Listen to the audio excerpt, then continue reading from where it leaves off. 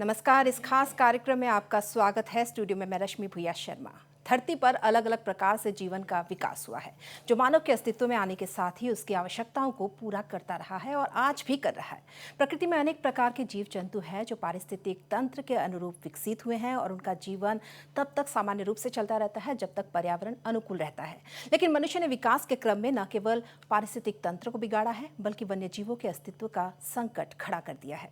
मानवीय गतिविधियों के कारण पूरी दुनिया में वन्य जीवों की संख्या लगातार कम हो रही है, लेकिन अब समय की मांग है कि वन्य जीवों का संरक्षण किया जाए। हालांकि भारत वन्य जीवों के संरक्षण को लेकर शुरू से ही सजग रहा है। वन्य जीव अपराधों की रोकथाम, अवैध शिकार पर लगाम और वन्य जीव उत्पादों के अवैध व्यापार पर प्रभावी रोक के लिए सरकार ने 1972 में वन्य जीव संरक्षण अधिनियम लागू किया। और इस अधिनियम का मुख्य उद्देश्य वन्य जीवों के अवैध शिकार और उनके जैविक अवशेषों जैसे मांस, चमड़े इत्यादि के व्यापार को रोकना है। यह अधिनियम जंगली जानवरों, पक्षियों और पौधों के संरक्षण पर जोर देता है, लेकिन कई बार मनुष्य जागरूकता के अभाव में भी वन्य जीवों के खिलाफ अपराध कर बैठता है। आज के इस विशेष कार्यक्रम का हमारा उद्देश्य ही है दर्शकों को उस कानून से अवगत कराने का, जिसे समझकर आप कई तरह के अपराधों से खुद को बचाने के साथ ही वन्य जीवों की सुरक्षा को लेकर भी सचेत हो सके। आज इस विषय पर बात करने के लिए हमारे साथ स्टूडियो में उपस्थित है wild life crime control bureau के ऑपरेशन असिस्टेंट नवजीत बर्मन। बहुत बहुत स्वागत है नवजीत जी आपका। नमस्कार। और बहुत बहुत शुक्रिया आप आज इस हमारे साथ जुड़े हैं इस स्टूडियो में। तो सबसे पहले नवजीत आपसे जानना चाहेंगे, वन्य जीव संरक्षण अधिनियम 1972 की हम बात कर रहे हैं, ऐसे में ये जो वन्य जीव संरक्षण अधिनियम है वो है क्या? हाँ, एक्चुअली वन्य जीव जब हम लोग बोलते हैं इस एक्ट के तहत इसमें हर एक पौधा, जानवर, पक्षी से लेकर उसका जो हैबिटेट है, मतलब उनका जो वासस्थल है, सबको ये प्रोटेक्ट करता है। इसमें अंडे से लेकर, मतलब चिड़िया हो गया या फिर एक सांप हो गया, इसका जो अंडा है उसका जो घोंसला है, सब प्रोटेक्ट करता है। ये सबको हम लोग वाइल्ड लाइफ बोलेंगे इस एक्ट में। ऐसा नहीं है कि बाघ, हाथी को हम लोग वाइल्ड लाइफ बोल रहे हैं। इसमें हर एक जीवित वन्य जीव को, जिसमें पेड़ पौधे से लेकर एक चिड़िया से लेकर जो मधुमक्खी है, सबको हम लोग इसमें लेके आएंगे। जी जी नवजीत जी, जानना चाहेंगे कि मोटे तौर पर आपसे ये जानना चाहेंगे कि इस जो अधिनियम है इसका मुख्य उद्देश्य क्या है और क्यों ऐसा ज़रूरत महसूस किया गया जो 1972 में अधिनियम लाया गया? देखिए, जो वाइल्ड लाइफ है वो एक्चुअली वाइल्ड लाइफ के लिए हम लोग कुछ नहीं कर रहे। हम लोग जिंदा रहेंगे जब वन्य जीव रहेंगे। इसलिए जब देखा गया, सरकार ने देखा कि हम लोगों का जो जंगल है उसमें वन्य जीव कम हो रहा है, जंगल कम हो रहा है, जिसका परिणाम हम लोगों को भुगतना पड़ रहा है अभी के टाइम में। जैसे आप गुवाहाटी को ही पकड़ लीजिए, जब से यहाँ का जंगल कम हो गया, यहाँ का जो भूजल है वो कम हो गया है। फिर जंगल कम होने से हाथी बाहर आ जाता है, गुवाहाटी में तेंदुआ बाहर आ जाता है, जिसमें मैन एलिफेंट कॉन्फ्लिक्ट भी स्टार्ट हो जाता है। जी, कई बार ऐसा संघर्ष होता रहा है। हाँ। और ऊपर से शिकार का जो प्रॉब्लम है, क्योंकि इंडिया का जो पोजीशन है भौगोलिक तौर पे, इसके पास में जितना भी काउंट्री है उसमें बहुत ज़्यादा वन्य जीवों का, मतलब मांस हो गया, उस प्रोडक्ट का कंज्यूमर्स है, जिसके लिए यहाँ पे अवैध शिकार बहुत ज़्यादा हो गया था। वो उसको रोकथाम करने के लिए ये 1972 में पारित किया गया था और 76 में ये लागू हो गया था असम में। हाँ, लेकिन नवजीत जी काफ़ी समय बाद है जब इसमें संशोधन भी किया गया है। एक संशोधन विधेयक जो है वो पारित किया गया है संसद के दोनों ही सदनों में। आप इसे किस रूप में देख रहे हैं? देखिए, ये 1972 में बनने के बाद हर एक टाइम के बाद ये अमेंडमेंट हो रहा है। 2004 में हुआ, 2002 में हुआ, अभी 2009 में हुआ। मगर जो सबसे बड़ा संशोधन होगा ये होगा अभी 2022 में जो संशोधन है सबसे बड़ा होगा, क्योंकि इससे पहले जितना भी एक्जोटिक एनिमल है जो बाहर से आता था वो प्रोटेक्टेड नहीं था। जैसे मान लीजिए कोई मकाऊ ला रहा है, कोई बाहर से कैंगेरू ला रहा है। अभी के टाइम में आप लोगों ने आसाम में एक कॉरिडोर बन गया था, आप लोग बहुत सुना होगा कि आसाम में कैंगेरू पकड़ा जा रहा है, मकाऊ पकड़ा जा रहा है, बहुत सारा ओरेंगोटेन, चिंपांजीज पकड़ा जा रहा था। उसमें प्रॉब्लम ये हो रहा था कि वाइल्ड लाइफ प्रोटेक्शन हमको इसमें साइलेंट है, कुछ नहीं बोल रहा है। अभी जितना भी एक्ट हो रहा था उसमें कस्टम एक्ट के तहत उनके ऊपर मतलब बुक किया जा रहा था केस, और जो बहुत वीक हो जा रहा था। जैसे वाइल्ड लाइफ प्रोटेक्शन एक्ट बहुत स्ट्रॉन्ग एक्ट है, कस्टम एक्ट में सिर्फ फाइन देकर आदमी छूट जाता है। तो सरकार ने ये देखते हुए अभी जो संशोधन किया है, इसमें टोटल 4 शेड्यूल रहेंगे। पहले 6 शेड्यूल था जिसमें एक्सोटिक नहीं था। अभी शेड्यूल 1, शेड्यूल 2 में हमारा जो नेटिव स्पीसीज है जो मिलता है यहाँ पे वो रहेंगे। शेड्यूल 3 में प्लांट्स कुछ रहेंगे और शेड्यूल 4 जो है स्पेशली फॉर एक्सोटिक एनिमल, जो एक्सोटिक एनिमल को भी यहाँ पे अभी वाइल्ड लाइफ प्रोटेक्शन एक्ट में शामिल किया गया है। तो इसका मतलब है अभी forest wild life crime control bureau इसमें ऊपर केस बुक कर सकता है। अच्छा नवजीत जी, जो सबसे बड़ा सवाल है कि ये अपराध आखिर हो क्यों रहे हैं और इनकी रोकथाम किस तरह से कर रही है आप wild life crime control bureau से ऐसे में? मुख्य तौर पे क्या होता है, वाइल्ड लाइफ क्राइम जो है वो डिमांड बेस्ड क्राइम है। कहीं पे डिमांड है इसलिए क्राइम हो रहा है। वो डिमांड मान लीजिए कोई मीट के लिए हो सकता है, जैसे हिरन वगैरह का शिकार होता है मीट के लिए, फिर मनी जैसे गेंडा हो गया, टाइगर हो गया, उनके ऊपर जो होता है, तो मेनली डिमांड बेस है, कंज्यूमर है इसलिए वो मारा जा रहा है। तो अभी देखिए गेंडे का कंज्यूमर इंडिया में नहीं है, उसमें चाइना हो गया, लाओस हो गया, जो साउथ ईस्ट एशिया कंट्रीज है उसमें है। जैसे पेंगुलिन जो सबसे बड़ा प्रॉब्लम अभी इन दिनों में दिख रहा है कि पेंगुलिन का सब बन रो, तो उसका जो शिकार होता है बहुत ज्यादा हो रहा है अभी। उसका भी जो मार्केट है वो चाइना में है। वो तो हम लोग एज ए जनरल पब्लिक के लिए मैं आज बोल रहा हूँ कि हम लोग उसमें आप ज्यादा कुछ नहीं कर सकते, क्यों आप जस्ट खबर दे सकते हैं कि यहाँ पे हम लोग देखा है ऐसा। मगर जो जानवरों का कंज्यूम यहाँ पे हो रहा है, हिरन का मांस हो गया, कछुआ का मीट हो गया, तो ये सब में हम लोग का दोष है कि हम लोग कंज्यूम कर रहे हैं इसलिए कोई शिकार कर रहे हैं। जैसे मान लीजिए काजीरंगा में मछली पकड़ना मना है, मगर बहुत जन ऐसा भी लोग है कि काजीरंगा का मछली ज्यादा दाम में खाने के लिए वहां पे जाता है। हाँ। आप लोग खरीद रहे हैं इसलिए कोई जाके अंदर मार रहा है। एक तरह से आप कह रहे हैं कि कंजम्पशन ही है जो अपराध को बढ़ावा दे रहा है। यस, ये वाइल्ड लाइफ प्रोटेक्शन एक्ट मतलब वाइल्ड लाइफ जो क्राइम है उसका जो बेस है वो डिमांड है। हम लोग डिमांड क्रिएट कर रहे हैं। आप छोड़ दीजिए, मैं आपका मालूम पड़ा कि ये काजीरंगा मछली है, नहीं ये नहीं खाऊंगा, तो मारना बंद हो जाएगा। तो खा रहा है इसलिए तो मार रहा है ना। जी बिल्कुल, अपनी जो डिमांड्स है उनको पूरी करने के लिए इस तरह के अपराध किए जा रहे हैं। अच्छी नवजीत जी, पूरे अगर हम असम की बात करें या पूरे पूर्वोत्तर की बात करें तो हम क्राइम सिनेरियो के बारे में जानना चाहेंगे। किस तरह की जो अपराध की स्थिति है फिलहाल और कितना रोकथाम किया जा सका है अब तक? इसमें एक पॉजिटिव थिंग है कि नॉर्थ ईस्ट बायोडाइवर्सिटी हॉटस्पॉट है। यहाँ पे ऐसा जानवर मिलता है कि इंडिया में और कहीं नहीं मिलता है। जैसे होलक गिबन से लेकर राइनोसोरस तो मिलता है वेस्ट बंगाल में भी, मगर क्वांटिटी बहुत ज़्यादा है हम लोगों के यहाँ पे। रॉयल बंगाल टाइगर हो गया।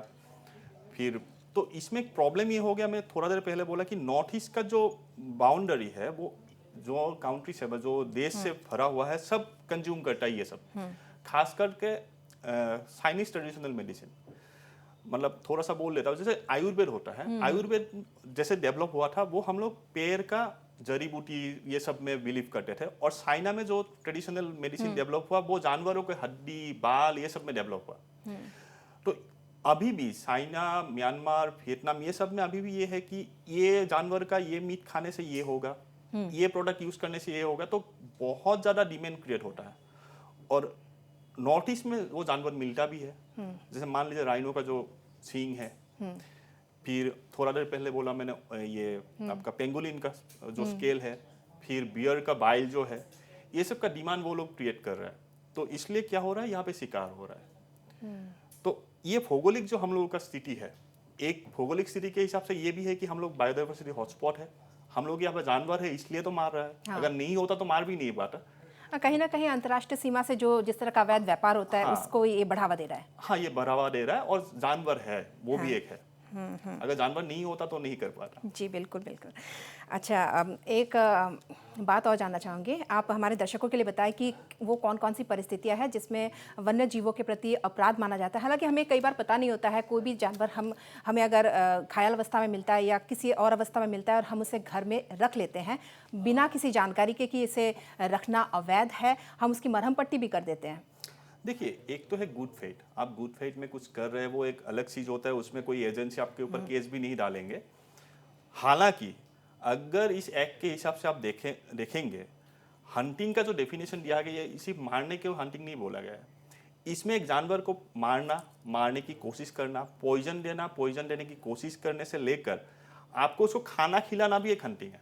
जी, ये चीज कई लोगों को पता नहीं है। हाँ, अगर मैं बोलूं एक गेंडा मारना जो पनिशमेंट है असम में, सेम पनिशमेंट एक माइना जो होता है ना, हिल माइना, वो घर में पालने में भी सेम पनिशमेंट है, 10 साल का। अच्छा। नॉन वेलेबल ऑफेंस है। संघीय अपराध जो बोलते हैं, जिसको पकड़ने के लिए कोई वारंट नहीं चाहिए। एक माइना आप घर में पाले है, आप एक तोता पाले है, एक जो कॉमन माइना है पाले है, तो उसका पनिशमेंट है राइनो मारने के इक्वल, 10 साल का। अच्छा। तो बहुत जन है जो हम लोग, एक कॉमन ये होता है कि मान लीजिए आपके घर में एक माइना है या फिर पैराकीट है, जो पैरट बोलते हैं कॉमनली। तो अगर मैं बोलता हूँ कि आप लोग क्यों पाले, ये तो क्राइम है, तो नॉर्मली पब्लिक क्या बोलता है, अरे मैं तो प्यार से रखा हो। वो एक नहीं रखेंगे, आप प्यार से रखा है कैसे रखेंगे, आपके ऊपर पनिशमेंट होगा। अच्छा। और उसमें क्या होता है, मैं जो बोला डिमांड, आप डिमांड क्रिएट कर रहे हैं घर में पालने के लिए, इसलिए कोई शिकार करके जो बच्चा है, बच्चा को पकड़ के लेके आ रहा है, क्योंकि यहाँ भी घूम फिर के वही डिमांड वाली बात वही आ जाती है। डिमांड का ही प्रॉब्लम है। तो डिमांड क्रिएट करना भी एक क्राइम है इसमें। तो आप डिमांड क्रिएट कर रहे, घर में पाल रहे, जानवरों को आने जाने का रास्ता बंद कर रहे, हर एक चीज जो जानवर को क्षति पहुंचाएंगे, उसका नेचुरल हैबिटेट को प्रॉब्लम करेंगे या फिर बिहेवियर को चेंजेस करेंगे, सब इसमें हंटिंग के अनुसार आएंगे। जी नवजीत जी, चर्चा को हम जारी रखेंगे, लेकिन फिलहाल एक ब्रेक ले लेते हैं।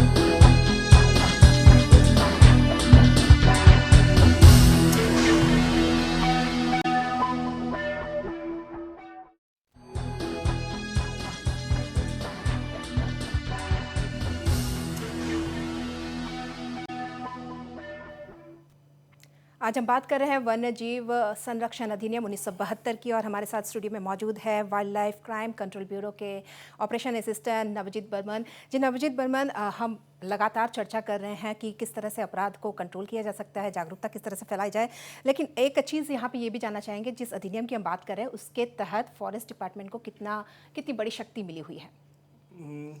साधारण भाषा में बोला जाए तो एक्सट्रीम पावर दिया गया है फॉरेस्ट डिपार्टमेंट को, और साथ ही wildlife crime control bureau को, अगर इस एक्ट के अंदर आते हैं। क्योंकि देखिए, कोई पुलिस हो गया, अदर एजेंसी हो गया, कोई भी आईपीसी के सेक्शन हो गया या फिर अदर सेक्शन हो गया, उसमें क्या होता है कि आपको वारंट निकालना पड़ता है, ये सब। मगर वाइल्ड लाइफ केस में कोई वारंट नहीं चाहिए, किसी के घर में सर्च वारंट भी नहीं चाहिए। दूसरा बात है, कोई भी अदर एजेंसी स्टेटमेंट रिकॉर्ड करने का पावर नहीं है। आपसे पूछताछ कर सकते हैं, मगर आपका पेपर में लिख कर उसमें नीचे आपका सिग्नेचर नहीं ले सकते, और उसको कोर्ट में माना भी नहीं जाएगा।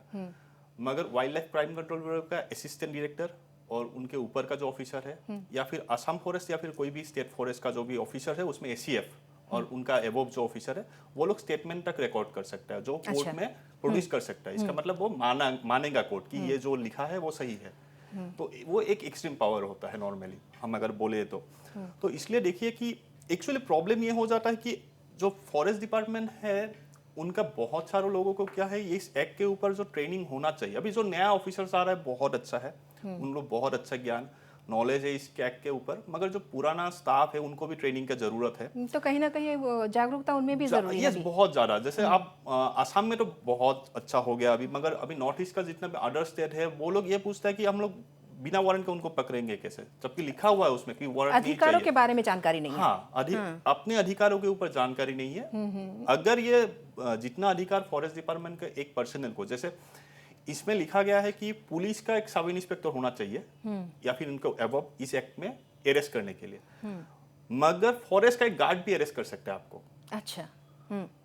कोई भी फॉरेस्ट पर्सन, ये उसका विशेष अधिकार है। अच्छा। हाँ, केस जो रजिस्टर होगा, जो इंक्वायरी होगा, आईओ बनेगा, वो फॉरेस्टर होगा। फॉरेस्टर का नीचे कोई नहीं होगा। मगर जब अरेस्ट करने के बाद होगा, किसी के सर्च करने के बाद होगा, एक फॉरेस्ट गार्ड भी कर सकता है वो। तो ये एक स्पेशल पावर है जिसमें दिया गया है, मगर इम्प्लीमेंटेशन बहुत कम हो रहा है। असम में फिर भी हो रहा है। असम में तो देखिए, ये अमेंडमेंट एक असम में स्पेशल है कि अदर स्टेट में मैक्सिमम पनिशमेंट 7 इयर्स है, असम में 10 इयर्स है। तो ये अच्छा है, असम के लिए बहुत ज़्यादा। और असम का जो मतलब फॉरेस्ट डिपार्टमेंट बहुत एक्टिव है, मगर अदर स्टेट में भी ज़रूरत है अभी। जैसे नागालैंड हो गया, फिर अरुणाचल हो गया, उसमें बहुत ज़्यादा काम करने की ज़रूरत है अभी भी। मगर अभी अरुणाचल का भी जो नया ऑफिसर्स आया है, जो आईएफएस ऑफिसर्स नया आया है, वो लोग बहुत एक्टिव है। जैसे रिसेंटली एक मैं स्टोरी बोल रहा हूँ कि सदिया में केस हुआ था टाइगर स्किन का, एक डेढ़ महीने पहले wild life crime control bureau ने हम लोगों ने रेड दिया था। तो वहाँ पे एक पूरा टाइगर का, रॉयल बंगाल टाइगर का ये हुआ था, जो इंक्वायरी में पता चला कि अनिनी में है। अच्छा। तुरंत ही अरुणाचल गवर्नमेंट एक्टिव हुआ, उसके लिए एक SIT बनाया गया है, एक STF टीम बनाया गया है, सिर्फ इसी केस को मतलब इंक्वायरी करने के लिए, इन्वेस्टिगेशन करने के लिए। वो एक अच्छा साइन है। अरुणाचल गवर्नमेंट भी अभी एक्टिव हो गया है। तो नियर फ्यूचर देख सकते हैं कि नॉर्थ ईस्ट में जितना भी क्राइम रेशियो है, अभी असम में तो कम हो गया है और बाकी स्टेट में भी कम हो जाएगा धीरे धीरे। थोड़ा सा टाइम लगेगा मगर हो जाएगा। उम्मीद करते हैं कि हो जाए।